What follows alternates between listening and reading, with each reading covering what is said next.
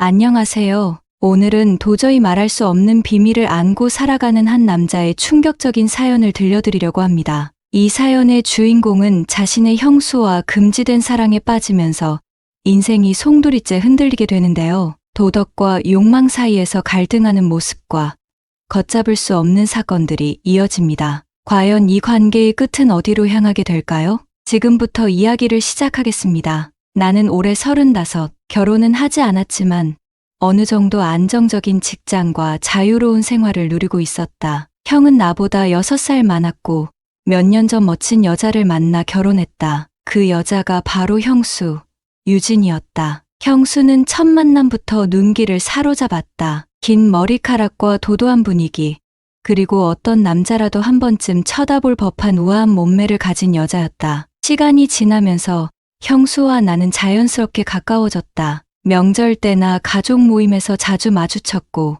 형수는 언제나 살갑게 대해줬다. 도연 씨는 여자친구 없어요? 이런 얼굴이면 인기 많을 것 같은데 형수가 장난스럽게 묻던 그 말에 나는 가볍게 웃으며 넘겼다. 하지만 이상하게도 형수의 시선과 행동은 가끔 내 마음을 흔들었다. 그리고 그 흔들림은 어느 날 돌이킬 수 없는 방향으로 흘러가고 말았다. 그날은 형이 출장으로 며칠 집을 비운 날이었다. 형수는 혼자 있는 게 불안하다며 내게 함께 저녁을 먹자고 연락했다. 혼자 있으면 심심하잖아요. 도연 씨랑 저녁 먹고 싶어요. 나는 가벼운 마음으로 형수의 집을 찾았다. 테이블 위에는 잘 차려진 저녁과 와인이 준비되어 있었고 형수는 평소보다 더 꾸민 모습이었다. 술이 몇 잔 들어가자 분위기는 묘하게 달아올랐다. 형수는 테이블 건너편에서 나를 바라보며 의미심장한 미소를 지었다. 도연 씨, 가끔 내가 외로워 보이지 않아요? 나는 순간 당황했지만 그녀의 눈빛은 진지했다. 형수 무슨 말이에요? 형수는 자리에서 일어나 내 옆으로 다가왔다. 그리고 조용히 속삭였다. 도연 씨는 나를 어떻게 생각해요? 나는 그 순간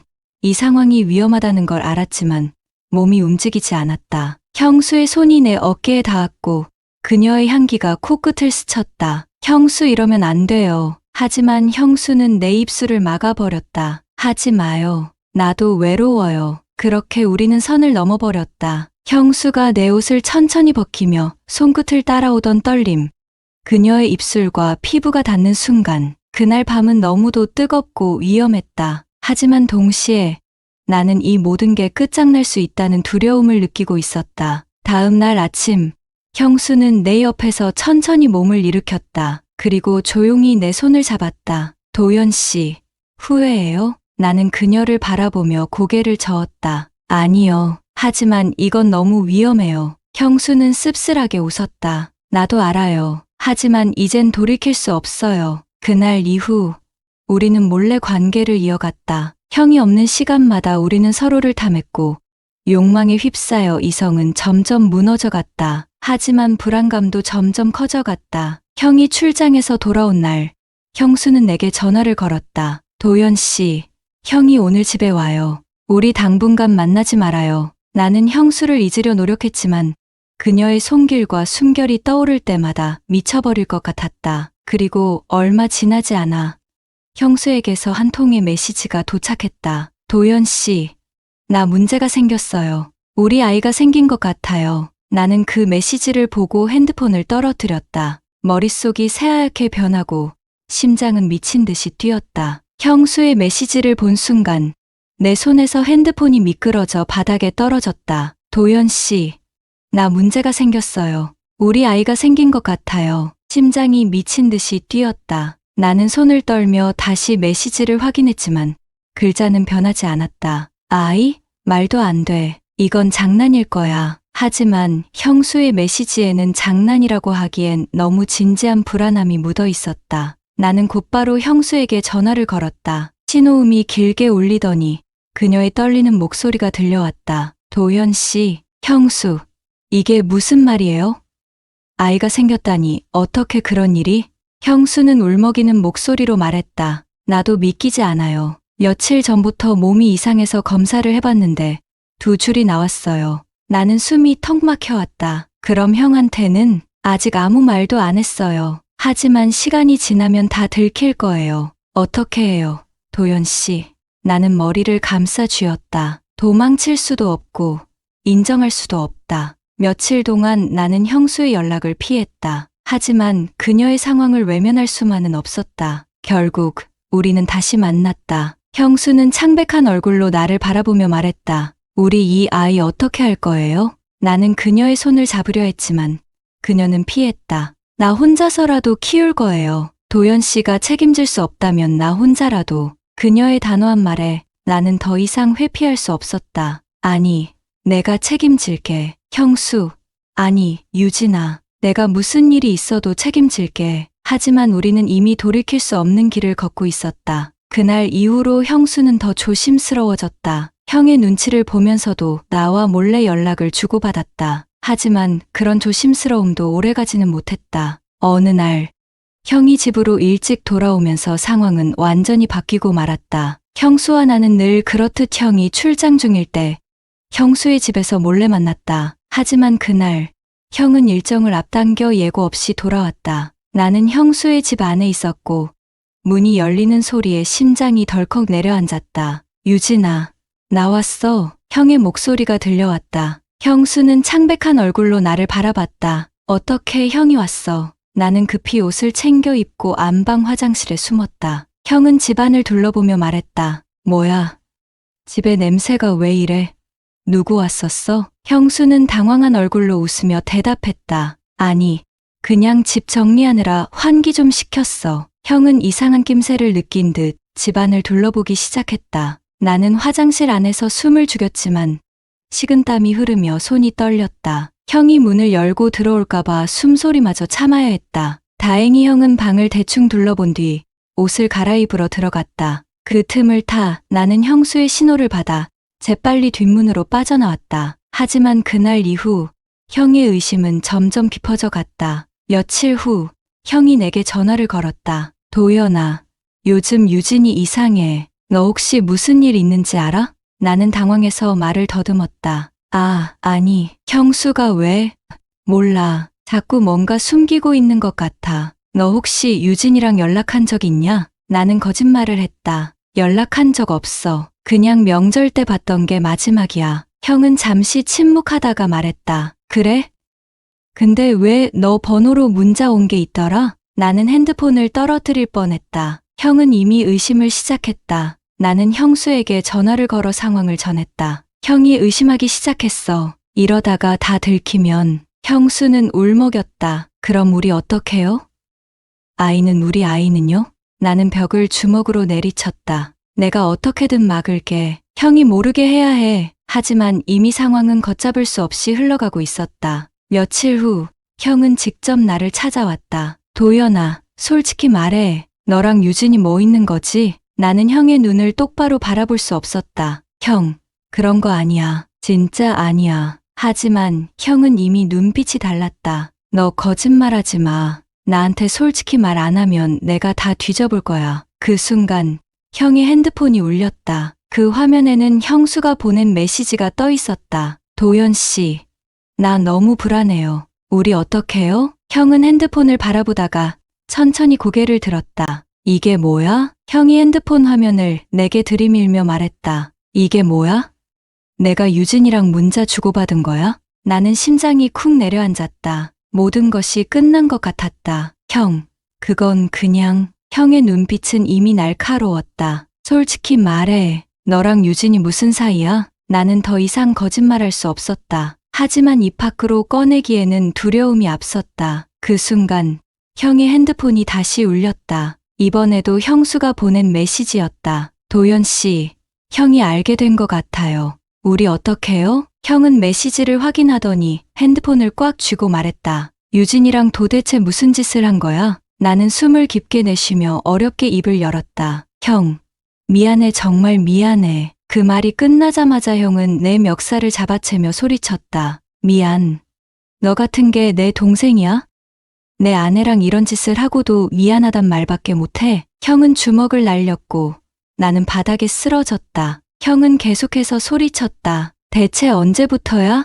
너랑 유진이가 얼마나 날 속여온 거냐고. 나는 울면서 고개를 들었다. 형, 진짜 미안해. 내가 잘못했어. 근데 이제는 형은 더 이상 내 말을 듣지 않았다. 그날 밤, 형은 곧장 집으로 돌아갔다. 나는 형수를 붙잡으려 했지만 이미 너무 늦었다. 형은 집에 도착하자마자 형수에게 소리쳤다. 유진아, 도연이랑 너 둘이 무슨 짓 한 거야? 형수는 당황하며 말했다. 오빠, 그게 아니야. 하지만 형은 이미 모든 것을 알고 있었다. 그럼 이 메시지는 뭐야?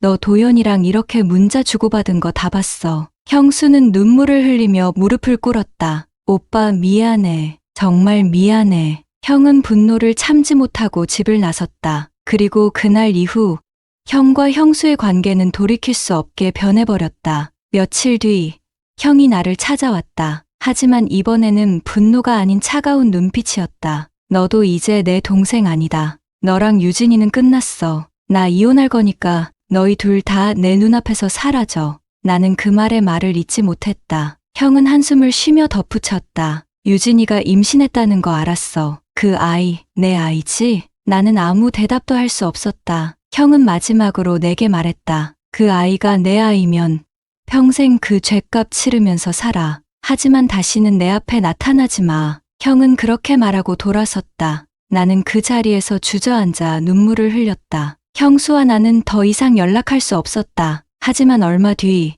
형수는 내게 마지막 메시지를 보냈다. 아이를 낳기로 했어요. 도연 씨, 당신이 책임질 거죠? 나는 그 메시지를 읽고 답을 보내지 못했다. 며칠 뒤 형수는 집을 떠났다. 형은 모든 걸 정리하고 결국 이혼을 선택했다. 나는 모든 걸 잃었다. 형도, 가족도, 그리고 내 남은 자존심까지. 하지만 형수와의 관계는 여전히 끝나지 않았다. 그녀는 아이와 함께 내게 다가와 새로운 삶을 시작하려 했지만 나는 끝내 그녀를 받아들이지 못했다. 유진아, 우리 여기서 끝내자. 형수는 눈물을 흘리며 떠났다. 나는 아이와 그녀를 두고 다시 혼자가 되었다. 형수와의 금지된 관계는 결국 형의 분노와 배신으로 모든 게 무너져 내렸다. 형은 이혼을 결심했고 나와는 더 이상 가족이 아니라며 모든 관계를 끊어버렸다. 나는 형에게 용서를 빌고 싶었지만 그마저도 할 수 없었다. 형수는 아이를 낳겠다고 했고 나는 그녀를 책임지겠다고 다짐했지만 현실은 그리 간단하지 않았다. 그날 밤 형수와 나는 마지막으로 만나 이야기를 나눴다. 형수는 창백한 얼굴로 나를 바라보며 말했다. 이제 어떻게 할 거예요? 오빠는 우리를 완전히 버렸고 난 혼자서 이 아이를 키울 자신이 없어요. 나는 그녀의 손을 잡으려 했지만 형수는 한 걸음 물러섰다. 도연 씨, 솔직히 말해봐요. 나랑 아이 진짜 책임질 수 있어요? 나는 그녀의 눈을 바라보며 말했다. 책임질게. 나만 믿어. 하지만 그녀의 눈빛은 불안과 두려움으로 가득 차 있었다. 책임진다는 말, 너무 쉽게 하는 거 아니에요? 당신, 지금 이 상황이 얼마나 무서운지 알아요? 형이 우리를 어떻게 생각하고 있는지도 모르겠어요?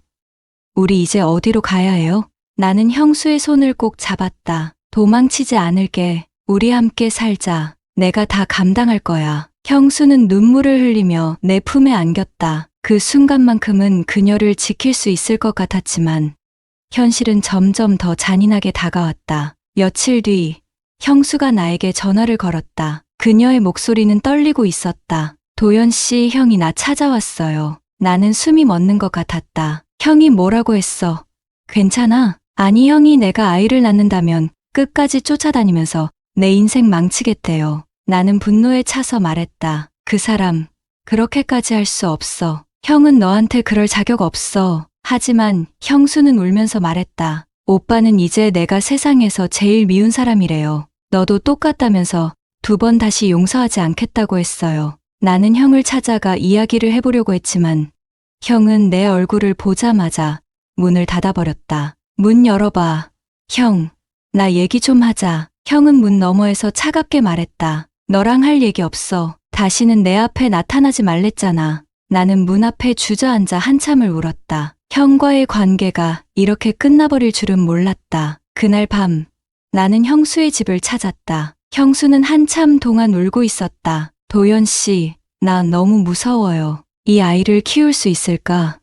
내가 정말 잘할 수 있을까? 나는 그녀를 안으며 말했다. 무서워하지 마. 내가 옆에 있을 거야. 우리 같이 잘해볼 수 있어. 하지만 형수는 여전히 불안해 보였다. 그렇게 쉽게 말하지 마요. 우리 이제 다 잃었어요. 오빠도, 가족도, 사람들의 시선도. 나는 그녀의 손을 꼭 잡고 말했다. 그러니까 우리가 함께 다시 시작하면 돼. 더 이상 두려워하지 마. 그 후로 우리는 함께 살기 시작했다. 하지만 사람들의 시선은 차가웠다. 형수랑 동생이 그렇게 됐다며? 아무리 그래도 저건 너무한 거 아니야? 소문은 걷잡을 수 없이 퍼졌고 우리는 마치 죄인이 된 것처럼 고개를 숙이고 다녀야 했다. 형수는 점점 지쳐갔다. 도연 씨, 이대로는 못 살겠어요. 사람들 시선 때문에 숨도 못 쉬겠어요. 나는 그녀를 안아주었지만 그런다고 달라지는 건 없었다. 결국 형수는 나에게 말했다. 도연 씨, 우리 여기서 그만하자. 나는 그녀의 말을 믿을 수 없었다. 지금 그만두자고. 아이는 어떻게 할 건데? 형수는 눈물을 닦으며 말했다. 나 혼자서도 괜찮을 것 같아요. 당신이 옆에 있어도 무섭기만 해요. 우리 이 아이를 위해서라도 서로를 놓아주자. 나는 그녀의 손을 잡으려 했지만 형수는 그 손을 뿌리쳤다. 부탁이에요. 그냥 이렇게 끝내요. 나 더 이상 당신 믿을 수 없어요. 그날 밤 나는 형수를 마지막으로 봤다. 형수는 내게 아이를 지키겠다고 약속했지만 나와 함께 할 수는 없다고 했다. 나는 멍하니 그녀가 떠나는 모습을 바라봤다. 모든 게 끝났다는 걸 알았다. 시간이 흐르고 나는 다시 혼자가 되었다. 형은 나를 용서하지 않았고 형수는 나와의 관계를 끊어냈다. 나는 가끔 형수를 떠올렸다. 그녀와 함께했던 순간들, 그리고 우리가 넘었던 금지된 선이 남긴 상처들. 아이의 존재는 여전히 내 머릿속에 남아 있었지만 나는 그 아이를 볼 수 없었다. 나는 다시 혼자가 되었지만 모든 걸 잃은 채로 살아가야 했다. 그리고 그날 밤을 떠올릴 때마다 나는 후회했다. 그때 멈췄어야 했는데. 여러분, 오늘 사연은 여기까지입니다. 금지된 관계에서 시작된 욕망과 파국, 그리고 그 끝이 어떤 모습일지 함께 보셨습니다. 여러분은 이 상황에서 어떤 선택을 하셨을지 궁금합니다. 댓글로 여러분의 생각을 남겨주세요. 앞으로도 더 충격적이고 몰입감 있는 이야기를 계속 전해드릴 예정이니 좋아요와 구독, 알림 설정 잊지 마시고 꼭 눌러주세요. 그럼 다음 이야기에서 또 만나요. 감사합니다. 가시나요? 남자들은 숟가락들. 힘만 있으면 하려고 한다는 말이 있지만 여자들은 신체적으로 기능이 떨어지고 욕구도 감소한다고 생각하는 경향이 있습니다. 하지만 전혀 그렇지 않습니다. 오히려 나이가 들수록 여자들이 훨씬 더 많은 성욕을 갖고 남자에 대한 관심이 폭발합니다. 제가 사실 나이를 많이 먹은 것은 아니지만 그래도 한 살 한 살 먹을수록 더 드는 느낌은 진짜 남자들이 10대, 20대 때 성욕이 폭발한다는 말이 이 말이구나 싶을 정도로 여자도 올라갑니다. 그래서인지 나이 들면서 이상한 현상이 발생하지요. 예를 들어 남자는 갈수록 여자에게 큰 관심이 떨어지고 예전만큼 욕구도 없는 반면에 여자는 갈수록 상승하고 남자에게 미치는 상황도 나이 들어서 생기는 것입니다. 그러니 즉 갈수록 남자가 여자 만나기가 쉬운 것이죠. 그 이유는 호르몬과 관련이 큽니다. 성욕을 담당하는 남성 호르몬, 테스토스테론의 분비 때문인데요. 남자들은 갈수록 남성 호르몬이 떨어져 욕구가 사라지는 반면 여자들은 여성 호르몬이 줄고 남성 호르몬이 계속 생겨나서 없던 욕구가 끓어오르는 것입니다. 그래서 남자들은 조금만 팁을 갖고 여자를 만나면 쉽게 여자를 공략할 수 있는데 이런 좋은 호르몬적인 영향에도 불구하고 여자를 잘 공략하지 못하는 분들에게 오늘 영상이 큰 도움이 되실 것 같습니다. 그럼 시간 끌지 않고 시작해 볼게요. 여자는 마음에 드는 남자를 보면 이 남자와 사귀는 모습은 물론이고 침대에서는 나를 어떻게 대해줄까? 많은 양 상상을 마구 합니다. 여자는 이렇게 나이가 들수록 더 성에 대해 솔직해지고 화끈해지는 경향이 생깁니다. 그래서 남자들이 조금만 신경 쓰면 정말 평생 누렸던 인기를 얻을 수 있으니 조금만 집중해주세요. 여자가 야한 생각을 떠올리게 만드는 남자의 특징. 첫째, 당연히 외모입니다. 그런데 외모라고 하면 아직도 남자들이 착각하는 게 너무너무 큰 부분이 있습니다. 바로 얼굴 생김새만 외모라고 생각하는 것이에요. 눈은 엄청 크게 부리부리하고 코밑 남산처럼 솟아올라야만 잘생겼다고 생각하고 이래야만 여자들의 마음을 얻을 수 있다고 생각해요. 하지만 잘 들어보세요. 여자들의 은밀한 팁인데 길에서 저한테 말을 걸어서 번호 좀 알려달라는 사람들 중에 제가 무조건 졌던 타입이 있는데요. 바로 활짝 웃으며 말 거는 사람입니다. 잘생기고 못생기고가 아니에요. 눈, 코, 입이 자연스럽게 활짝 웃으며 별말을 안 했어도 다정다감하다고 느껴지면 왜인지 모르게 저도 살짝 오픈이 되더라고요. 표정이 정말로 중요합니다. 남자들 중에 특히 무표정할 때 인상 쓰고 계시는 분들 있죠?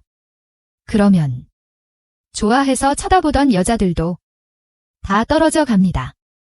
잘생겼어도 마찬가지예요.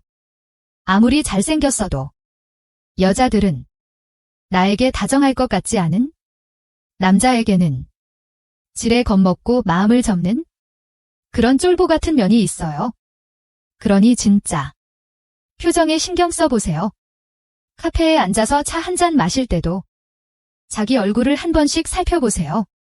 너무 얼어있지는 않은지, 무표정하면서 인상 쓰고 있지는 않은지 말이에요. 항상 온화하게 누가 말 걸어도 바로 웃을 것 같은 표정을 지어보세요. 정말이지 세상이 달라지고 어딜 가던 여자들이 엄청 꼬일 수밖에 없습니다. 물론 하루, 이틀 한다고 바로 그러는 것은 아니니 앞으로 평생의 습관처럼 웃는 얼굴을 하시기 바랄게요. 저랑 약속하실 거죠? 여자가 야한 생각을 떠올리게 만드는 남자의 특징. 둘째를 소개하기 전에 여러분 진짜 저같이 솔직히 이야기해주는 여자가 또 있나요? 제가 바라는 게 있나요? 구독 버튼 한 번씩만 눌러주세요. 저는 그리고 여러분이 다 사랑하고 잘 됐으면 좋겠는 마음 그뿐이에요. 구독 눌러주셔서 정말 고마워요. 둘째는 향기입니다. 여자들이 진짜 미치는 것이 있습니다. 그건 남자 몽둥이의 사이즈이기도 하지만 그 전에 향기인데요. 향기가 좋은 남자는 정말로 강력합니다. 영국 버밍엄 대학교 연구팀에 의하면 남자는 시각적인 부분에 굉장히 예민하고 시각적인 영역에서 흥분을 느낀다고 해요. 예를 들면 여자가 입는 야한 속옷이나 치마 스타킹 이런 데 미치는 거죠. 하지만 여자들은 시각적인 부분보다는 다른 감각에 더 환장하는데 그게 바로 후각 냄새입니다. 그래서 여자들을 모으고 싶어하는 예쁜 카페나 식당이 전부 다 향이 그렇게 신경을 쓰는 거예요. 이게 진짜인 게 여자들은 당연히 남자의 말, 주변이나 나를 어떻게 대하는지가 정말로 중요하지만 그 전에 남자에게서 풍기는 향을 보고 그 사람을 판단한답니다. 정말 웃기죠? 말도 안 해봤어도 그 남자의 향만 보고 사람을 판단하는 게 웃기지만 어쩔 수 없습니다. 남자들은 이걸 가지고 잘 활용해야 하는데요. 여자들이 향기를 좋아하면 나에게서 풍기는 향을 관리하며 여자의 마음을 얻는 것이죠. 제가 아는 남동생도 몇 년 전 이혼하고 돌싱으로 사는데 얘가 다시 소개팅도 하고 모임도 나가도 절대 여자를 못 만나길래 제가 충고 좀 해줬어요. 너는 멀쩡하게 생겨가지고 혼자 살면서 호레비 냄새가 나니까 그런 거야. 하면서 근처 백화점 가서 향수 하나 사주고 뿌리고 다니라고 했더니만 정말 금세 여자가 생기더라고요. 자신에게서 좋은 향이 나면 남자는 자기 기분도 좋아지고 여자들이 좋아할 것이라는 은근한 자신감도 생깁니다. 남자는 뭐다 자신감과 향기다요. 자가, 야한 생각을 떠올리게 만드는 남자의 머리 손질. 여러분은 머리, 스타일에 얼마나 신경을 쓰나요? 정말이지 깜짝 놀란 부분이 있는데요.